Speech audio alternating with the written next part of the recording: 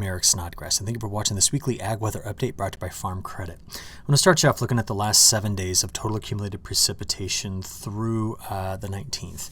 We're going to hone in on just this band of very, very heavy rainfall that stretched from Colorado all the way into Georgia. Now, as I was recording this on the evening of the 19th, there is this low that's spinning up right in through here that's going to really increase the rainfall amounts in parts of North and South Carolina and also into Virginia. Some very heavy rainfall anticipated. But I want to point out here just how much rain fell into this corridor while much of the Corn Belt was very dry.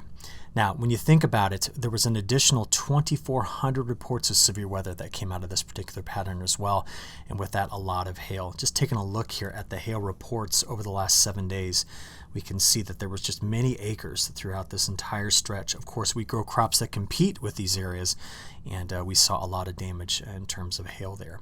Now, as we look at the near-term forecast, if you only got a few minutes with me today, I want to show you the big picture, all right? There's a much deeper trough diving into the western United States. So this is all freeze warnings. That's what that color in through there represents. We have a ridge that's building here, so the flow is going to get squeezed in between the two. But the problem is it doesn't extend into the Midwest, and there's going to be a cutoff low that sits and spins right here for the next several days and looks something like this. So what I just drew for you is now seen here in these upper level winds. So there's the deep trough over the west. There's the ridge over Texas and Mexico. Here's the subtropical piece of the jet just sneaking in between, and this is what we're going to watch. Okay, that low right there. Now, thinking about corn and soybean growers in the Midwest, we're in what we call a saddle point in the flow, which means we do not have the right flow in the upper levels of the atmosphere to deliver much moisture. Because to our west, to our east, we have deep troughs, and over Texas, there's a big ridge. So it's stuck right in the middle here. Now take a look at what we're expecting to see out of this. This is the next 7 days of a total accumulated precipitation from the European model. I'm just going to keep adding this up. As we just play out here through this weekend, coming into next week, I'm just going to pause it out there 7 days out. And as you notice here, there are several places from Georgia to North and South Carolina, Virginia that are going to be seeing 3 to 5 inches of rainfall.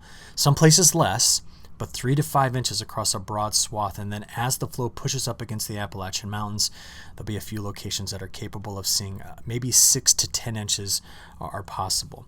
So again, it's the flow coming around like this that is so unique to this time of year. We don't often see this. That's delivering this incredibly heavy rain. To show to you in probabilities, now we're going to look at 2 different places with this really quickly here, or 3 different, honestly. Heavy rains in the northern plains, a void here in the Midwest, and then extremely heavy rains over parts of the south, southeast, getting up into New England. How much are we talking about? Well, here's the chance of getting 2 inches. Here's the chance of getting 4 inches. So now we see better than a 90% probability, according to the models, of picking up 4 inches of total accumulated precipitation in the next 10 days here. And we can go on up to 8 and start to really hone in on the heaviest rainfall as predicted here in the evening on June 19th. Now, who's going to be missing out on this precipitation? Well, these are the spots that are expected to get less than a ½ inch. And there's been this ongoing concern, especially into this area, of continued missed opportunities to get rainfall, and the drought has gotten deeper and deeper across some big corn and soybean acres inside of Illinois, Iowa, over into Indiana, Michigan, Wisconsin, and Minnesota. All of those states have continued to get hit, or continued to get missed, excuse me. When we quickly divert this over to temperatures, there will be some changes to this GDD anomaly map. This starts on April 1st and goes to June 17th, and we are way behind our historical averages. Some places here you are outside of the 20-year average by up to 50 GDDs. It's been cool throughout the southeast. Texas has got the ridge in place now, so they're building heat, but California is not expected to pick up much either. The heat's going to be where the ridges are, which is in Texas and extending into this area up to the Hudson Bay. That's what we're going to notice. So here we go. Let's just quickly get this done with temperatures. You keep an eye on the pattern here, especially over the southeast. As I just play this forward, this is a 5-day sliding window of average temperature anomalies. That's day 5 through 10. We have yet to break away from the cooler weather. So the jet stream pattern is doing this. And a large ridge builds here, and it extends up into the Hudson Bay like this. But we've got a cutoff low for most of this week sitting over the southeast. As we go from day 10 through 15, you'll also notice we don't grab a lot of extra heat.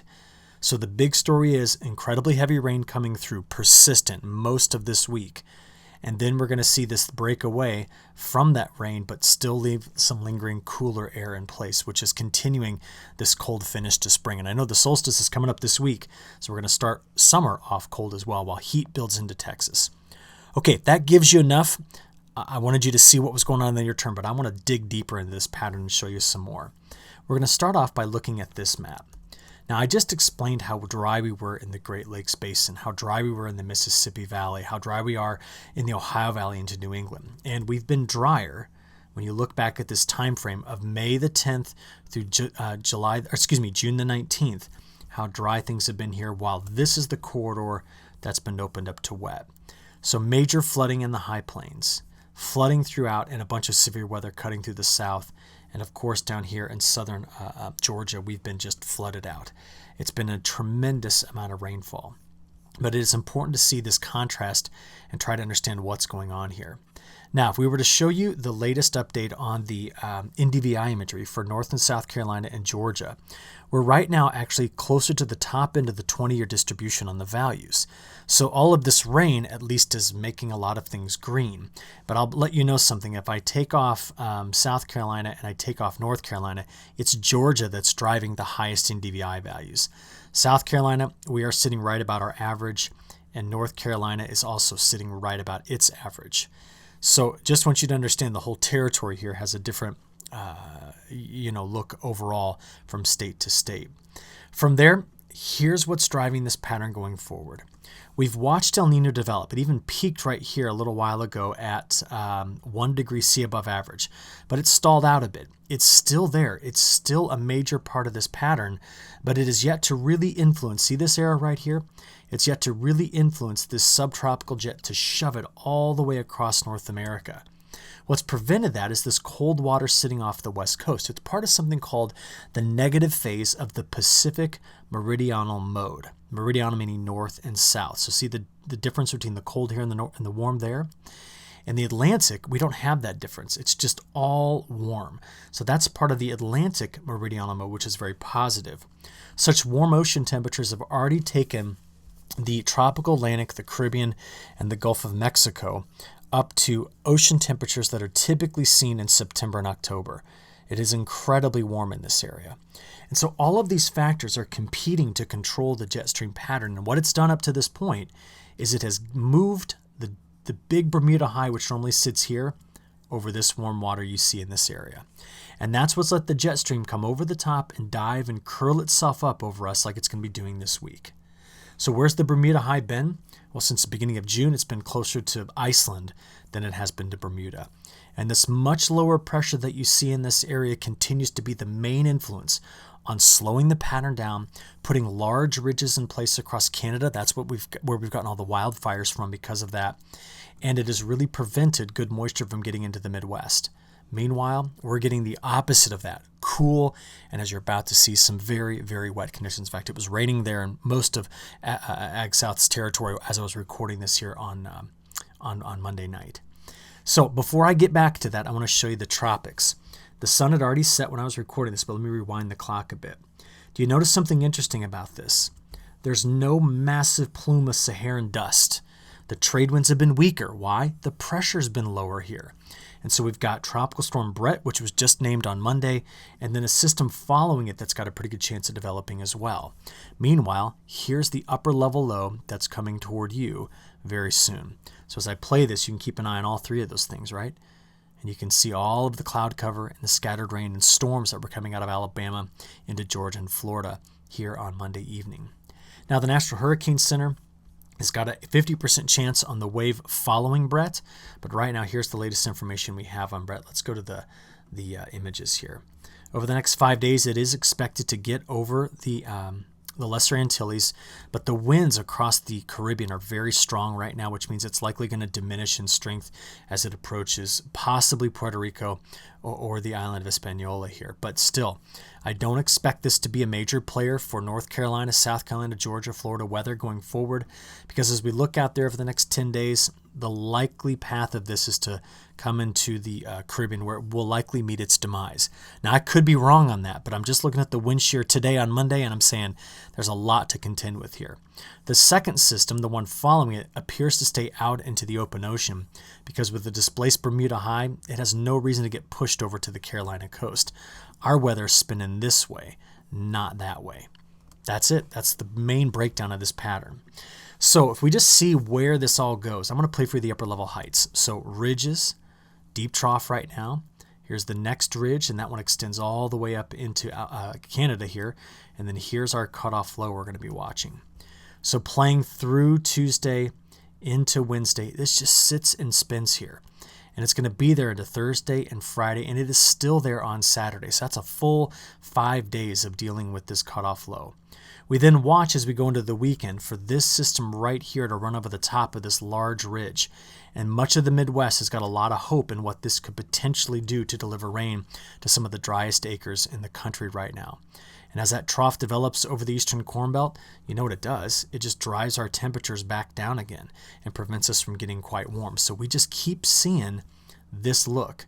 And why? There's no big Bermuda High to pump in the heat. That was a big piece of the discussion all winter long. We're still missing it to this point. So let's go back and now look at a national view of adding up that precipitation. We've already seen through the end of this week. I'm going to pause it out here on Saturday. So just to give you some perspective, here's your cutoff low. Lots of storms popping off here in the mountains. They're going to come into the northern plains, get into the Canadian prairie. But there is this trough that's going to come right in through here starting on Saturday. Now watch this area. As we go from Saturday into Sunday and Monday. See this? The operational European model is attempting to drop that rain right into this region. And this is the driest spot we've got right now in the country compared to average. So this would be absolutely critical to see if something like this could actually occur. This is the area we're thinking about getting this rain into. But I want to make you understand something really important here. The ensembles are not bought into this. They're thinking that most of this area has a better chance of getting less than a half inch of rain than getting an inch of rain or more. So it's only at an operational run. That's why we use the ensembles to see the full picture here.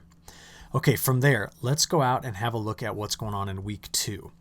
Both the CPC and the European model keep you wetter. There is a known bias in the GFS of keeping it too dry closer to the Gulf Coast. So I'd rely on these two maps to keep an idea about what's going on. The ridge expands over parts of Texas, as you can see right in through here. And we notice that the models are attempting to be drier, especially the ECMWF right here for week 2 into the Corn Belt. And this is going to continue to be a major problem spot until this pattern fully shifts away or El Nino takes over. Now, we talked earlier about temperatures, but let me give you the newest update on the temperatures day by day. So let's start this off on Tuesday. We struggle to get out of the mid-70s.